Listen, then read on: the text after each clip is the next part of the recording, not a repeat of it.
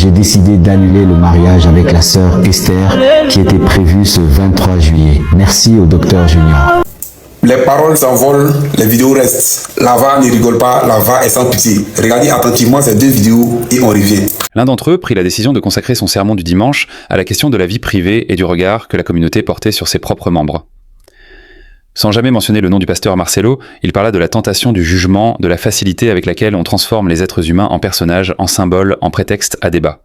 Son message fut bien reçu par certains, mais d'autres estimèrent qu'il esquivait la vraie question. Car la vraie question, désormais, avait un prénom.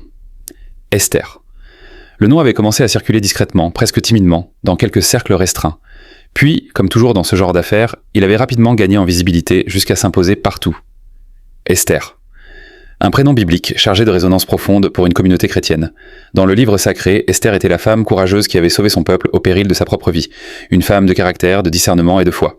Beaucoup virent dans ce prénom un signe. D'autres refusèrent d'y accorder la moindre importance symbolique. Mais ce qui importait désormais, ce n'était plus seulement le prénom. C'était la réalité qu'il représentait. Car avec lui venait une confirmation que beaucoup n'attendaient plus vraiment. Le pasteur Marcelo s'était marié. Pas fiancé. Pas en projet. Marié. L'union avait été célébrée dans la plus stricte intimité, loin des caméras, loin des réseaux sociaux, loin de tous ceux qui avaient passé des mois à spéculer sur son avenir sentimental. Une cérémonie simple, discrète, entourée de quelques proches triés sur le volet. Et c'est seulement après, une fois l'acte accompli et irréversible, que l'information avait commencé à filtrer vers l'extérieur. La réaction du public fut immédiate et massive. En quelques heures, le sujet devint le plus commenté sur plusieurs plateformes. Les uns exprimaient leur joie avec une sincérité touchante, comme si le bonheur du pasteur rejaillissait directement sur leur propre vie. D'autres manifestaient une surprise mêlée d'incompréhension. Comment une telle décision avait-elle pu être prise et exécutée sans que personne n'en sache rien? Comment était-il possible de garder un tel secret dans un monde où tout finit toujours par se savoir? La réponse à cette question était pourtant simple, même si elle en dérangeait plus d'un. Le pasteur Marcelo avait délibérément choisi de tenir sa vie privée à l'écart du regard public. Il avait tiré les leçons des mois précédents, de l'exposition permanente, des spéculations incessantes, des jugements portés par des personnes qui ne le connaissaient pas vraiment. Et il avait décidé qu'Esther méritait mieux que d'être introduite dans sa vie sous les projecteurs d'une curiosité collective qu'il ne contrôlait pas. Esther, justement. Qui était-elle vraiment? Les premières informations qui circulèrent à son sujet étaient fragmentaires et parfois contradictoires. Certains affirmaient la connaître personnellement et décrivaient une femme posée, réfléchie, profondément ancrée dans sa foi. D'autres prétendaient disposer d'informations moins flatteuses sans jamais être en mesure de les étayer sérieusement. Dans ce contexte de grande confusion, les vérités et les inventions se mêlaient avec une fluidité déconcertante. Ce qui semblait établi, en revanche, c'est qu'Esther n'avait aucune intention de devenir une personnalité publique. Elle n'avait pas de compte sur les réseaux sociaux, ou du moins pas sous son vrai nom. Elle n'avait accordé aucune interview, n'avait fait aucune déclaration. Son silence était total, et ce silence même était interprété de 1000 façons différentes. Certains y voyaient de la sagesse, d'autres de la méfiance, d'autres encore une stratégie concertée avec son mari pour gérer au mieux une situation médiatique explosive. Le pasteur, lui, sortit de son silence une semaine après que la nouvelle de son mariage eût été confirmée. Pas par une conférence de presse, pas par une longue déclaration écrite, simplement par un message bref publié sur l'une de ses plateformes habituelles. Il remerciait Dieu pour cette nouvelle étape de sa vie. Il demandait le respect de son intimité et de celle de son épouse. Il annonçait qu'il continuerait son ministère avec le même engagement qu'auparavant. Et il concluait en invitant ceux qui le suivaient à prier pour lui et pour Esther, sans chercher à savoir plus que ce qu'il avait choisi de partager. Ce message, sobre et mesuré, déclencha paradoxalement une nouvelle vague de réactions. Car pour beaucoup, il ne répondait pas aux questions essentielles. Depuis combien de temps se connaissaient-ils? Comment s'étaient-ils rencontrés? Pourquoi ce choix de la discrétion absolue? Était-ce une décision commune ou l'une des deux parties avait-elle dû s'y résoudre par nécessité? Les questions continuaient de s'accumuler, même si les chances d'obtenir des réponses officielles semblaient désormais très minces. Dans les semaines qui suivirent, la vie du couple continua de susciter un intérêt que rien ne semblait pouvoir éteindre. Chaque apparition publique du pasteur était scrutée. Était-il accompagné? Son regard avait-il changé? Paraissait-il heureux, serein, épanoui? Ces observations, aussi superficielles qu'elles puissent paraître, nourrissaient des débats d'une étonnante profondeur. Car derrière la curiosité sur les détails se cachait souvent une question plus fondamentale. Ce mariage était-il une bonne décision? Et qui, au fond, était en mesure de répondre à cette question? Certains théologiens et responsables religieux commencèrent à s'exprimer publiquement sur le sujet, non pas pour commenter la situation personnelle du pasteur Marcelo, mais pour rappeler les principes bibliques liés au mariage, à la reconstruction après une période difficile, à la place de la communauté dans la vie privée de ses leaders. Ces interventions, bien qu'intentionnellement générales, étaient comprises de tous comme des références directes à la situation en cours. Elles alimentèrent à leur tour de nouveaux débats, de nouvelles prises de position, de nouvelles fractures au sein d'une communauté déjà divisée. Esther, de son côté, avait progressivement compris qu'elle ne pourrait pas rester invisible indéfiniment. Non pas parce qu'elle avait changé d'avis sur la nécessité de protéger sa vie privée, mais parce que l'invisibilité elle-même était devenue une forme d'exposition. Son absence sur les réseaux sociaux, son refus de toute déclaration publique, sa discrétion systématique étaient devenus des sujets de conversation à part entière. Des comptes lui étaient attribués à tort. Des photos de femmes qui ne lui ressemblaient pas circulaient sous son nom. Des histoires inventées prenaient l'apparence de témoignages authentiques. Elle en parla longuement avec son mari. Ces conversations, tard le soir, après les journées chargées du ministère, avaient une qualité particulière. Elle leur permettait de mesurer ensemble l'écart entre ce qu'ils vivaient réellement et ce que le monde extérieur croyait savoir de leur vie. Cet écart était immense. Et il était, d'une certaine façon, libérateur. Car il leur rappelait que leur vérité leur appartenait, que nul ne pouvait vraiment la saisir de l'extérieur, et que c'était précisément pour cette raison qu'il valait mieux la protéger avec soin. Pourtant, Esther commença à envisager une forme de présence publique très limitée et très contrôlée. Pas pour satisfaire la curiosité des uns et des autres, pas pour répondre aux rumeurs ou aux critiques, simplement pour exister aux yeux de ceux qui les suivaient comme une personne réelle et non comme un fantasme collectif. Elle voulait que l'on sache qu'elle était là, qu'elle était vivante, qu'elle avait sa propre personnalité et ses propres convictions. Rien de plus. La première apparition publique officielle du couple eut lieu lors d'un événement religieux d'envergure nationale. Ils arrivèrent ensemble, simplement, sans annonce préalable. La salle, qui contenait plusieurs milliers de personnes, retint son souffle pendant quelques secondes avant que les applaudissements n'éclatent.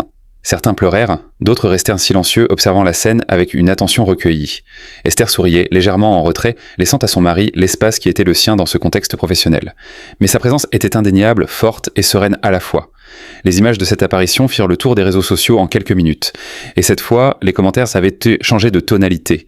La spéculation avait laissé place au moins en partie à quelque chose de plus humain. Les gens voyaient deux personnes, deux visages, deux êtres qui avaient choisi de construire quelque chose ensemble, en dehors des regards, selon leurs propres termes. Et beaucoup, même parmi les plus critiques, trouvèrent dans cette image une forme de dignité qu'ils ne pouvaient pas nier. L'histoire du pasteur Marcelo et d'Esther était loin d'être terminée. Elle continuerait d'évoluer, de surprendre, d'interroger, mais quelque chose avait changé ce soir-là dans la grande salle illuminée. Le couple avait cessé d'être un sujet de débat pour devenir, aux yeux de beaucoup, une réalité humaine, imparfaite, complexe, vivante. Et c'était peut-être là, dans cette reconnaissance fragile et tardive, que résidait le véritable tournant de toute cette histoire. L'histoire commence dans un contexte déjà marqué par de nombreuses interrogations. Depuis plusieurs mois, le nom du pasteur Marcelo continue de susciter de nombreux commentaires au sein de la communauté chrétienne et sur les réseaux sociaux. Après les épreuves qu'il a traversées, de nombreuses personnes s'interrogent sur son avenir personnel, sur ses projets et sur les décisions qu'il pourrait prendre dans les années à venir. Mais ces derniers jours, une nouvelle information fait énormément parler. Selon des rumeurs largement relayées par certains internautes, une femme présentée comme proche du pasteur aurait exprimé son désir de voir leur relation être officialisée par un mariage civil. Cette situation aurait créé de nombreuses discussions et alimenté les débats parmi les observateurs.